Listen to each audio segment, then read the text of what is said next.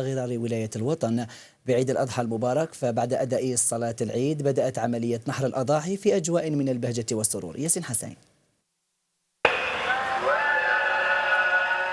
بالتهليل والتكبير يستقبل المسلمون زائرهم عيد الأضحى المبارك، حيث تمتلئ صباحا ساحات المساجد بالكبار والصغار ليصطف المسلمون في مشهد مهيب لأداء شعائر الصلاة، وما إن ينتهوا منها حتى تعلن رسميا مراسيم السعادة والفرح بالعيد.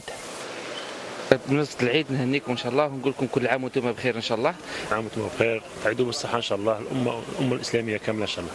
وربي يحفظهم ويسترهم ويستر بلادنا ويشافي الرئيس تاعنا. لتتحول بعدها شوارع الباهية وهران إلى لوحة من البهجة والفرح يصنعها العديد من الأطفال الفرحين بهذه المناسبة. صحة عيدكم، كل عام وانتم بخير، وانا فرحانة بزاف.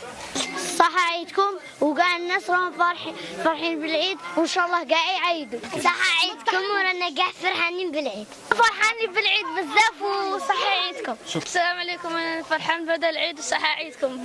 اختص الله المسلمين بأوقات خاصة يبث في نفوسهم من خلالها السعادة والفرح، ويعتبر عيد الأضحى المبارك إحدى تلك الأيام، إلا أن العيد في وهران له نكهة متميزة، وذلك راجع إلى العادات والتقاليد.